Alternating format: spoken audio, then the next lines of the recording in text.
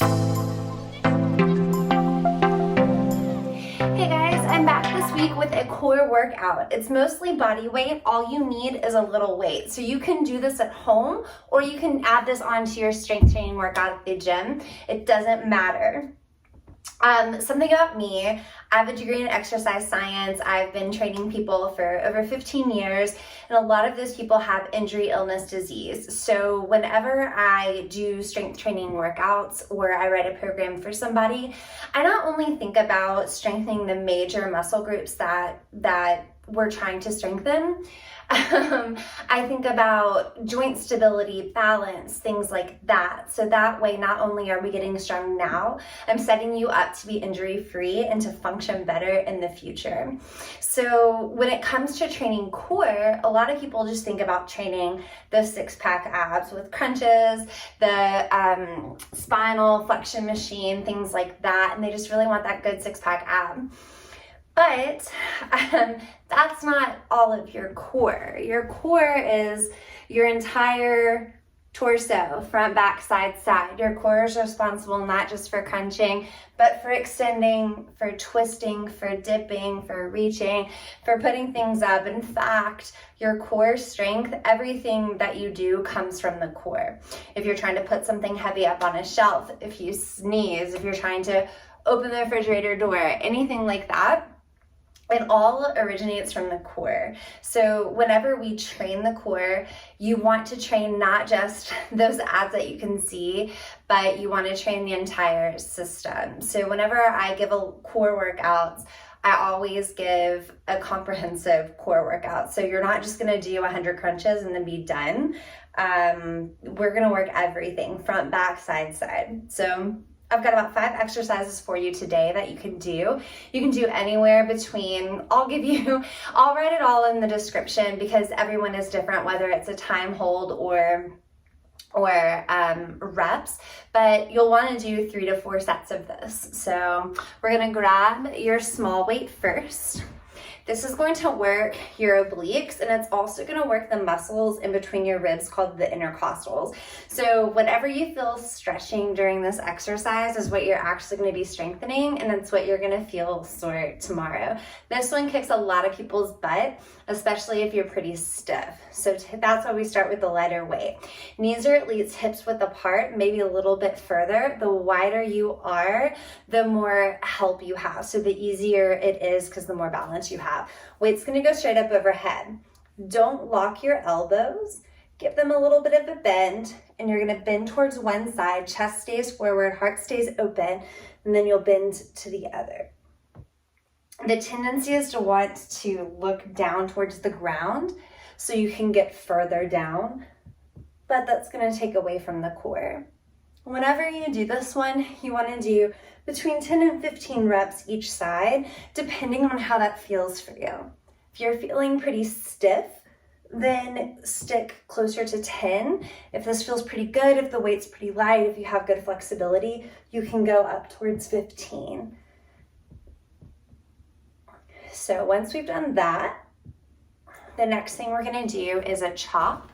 So we're going to come to half kneeling here. So for this one, if the first exercise was pretty easy, go ahead and up your weight by about 5 pounds or so. So for instance, if you're doing 5 pounds for your overhead dips, then maybe go up to 10 pounds for the wood chops, okay? So we're gonna start with our hands on the weight, just like we did for the first exercise. We're gonna take it to the open hip. Again, elbows stay straight, and we're gonna twist with our core. So you're bringing the weight up and overhead, and you're twisting to look past your right hip, and then you're coming back down. So if I'm coming towards my left hip, I'm twisting and looking really past my right shoulder, and then coming down. The big thing here is you're gonna wanna swing, don't swing it. Swinging is using momentum, and we're trying to actually use our muscles. So make sure that you're moving at a moderate pace. You're slowing it down a little bit, and that's going to make sure that you're using the right muscles.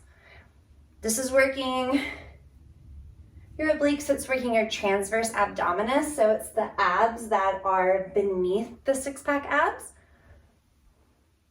And Those six-pack abs are also helping you too. Those are called the transverse abdominis. I can't remember because I get nervous when I film, but I'll put the name in the rectus abdominis. So anyway, you have your wood chop. Whenever you do this, you'll do them all on one side, do them all on the other side. This is what it looks like from the opposite side. You'll want to do again about 10 to 15 depending on the weight. If you feel like your neck is working really hard for you here, then you need to lessen the weight or don't lift as high. Think about lifting in line with the shoulders instead of overhead. Your arms aren't necessarily dictating how much you twist. That's coming from your mobility in your mid-back. And then you can ditch the weight for the last 3. The first one is going to be a plank, and what we're doing is we're going to do a long plank or an extended plank. So if you can hold a plank for a while, 30 to 60 seconds, knock 10 to 15 seconds off of that, okay, because it's going to be a little bit more difficult. So what we're going to do is start in our normal plank, hands underneath the shoulders, feet about hips width apart, and all you're going to do is take a step out, one handprint forward. You can do this on your knees as well, okay? You can even do this on your elbows, whatever is comfortable for you here. So again, anywhere from 30 seconds to a minute. If you feel really weak with your planks, then start with 20, 25 seconds. You just wanna breathe here. The biggest thing with a plank is that people have a tendency to let their hips drop to the ground.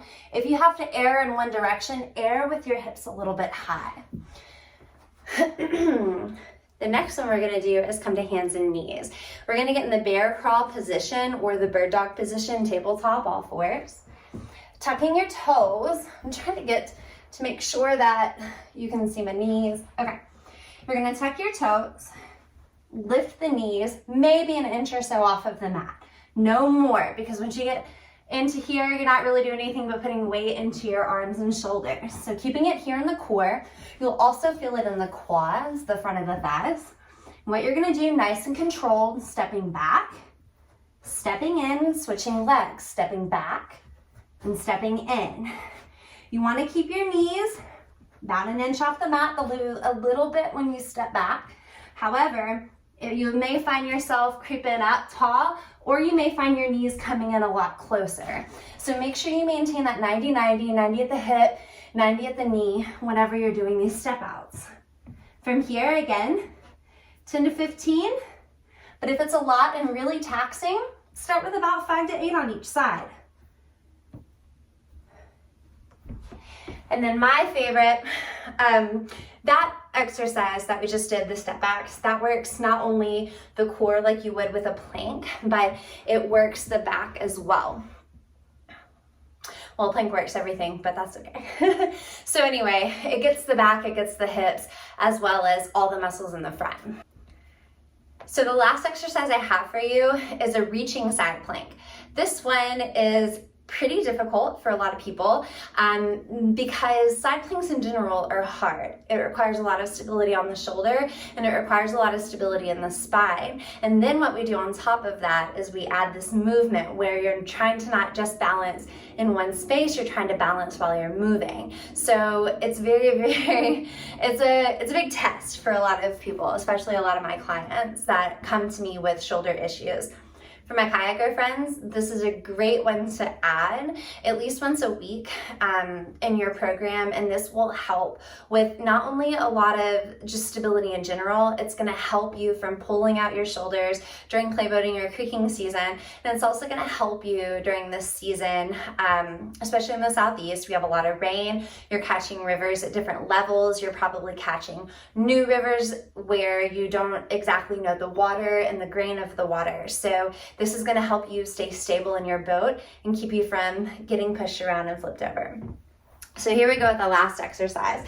I like to start on the elbow first, so get used to this exercise on your elbow. Once you master it on your elbow, you can come taller. So we're going to come into a side plank. What I typically tell people is the top leg comes in front of the bottom leg. All right, you don't have to be a hero. You don't have to put your legs straight together. Let's just start with your top leg in front. It's always in front. So hips are nice and high, Chest is forward, gaze is forward. It's not down here where a lot of people like it to be. Elbow is underneath the shoulder. So what we're gonna do, slight bend in the elbow. You're gonna reach under and past your hip. So your left shoulder is basically gonna reach towards the ground. And then while balancing, you're gonna come right back out into your plank. Reaching down, coming back.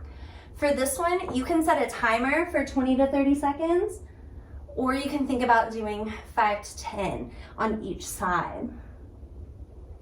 This is working one side of the body, so you're gonna really feel it burning on the side that you're holding on, okay? So that's what I do whenever I do a comprehensive core workout. I don't just crank out crunches. Crunches can actually lead to a lot of back pain and back injury down the road. So what I do is I like to help give you abs while also working your obliques, your rectors, like everything that is comprehensive of the core. So if you like it, let me know. If you have any questions, let me know. Share this with anyone that you think could use it, and I'll see you next week.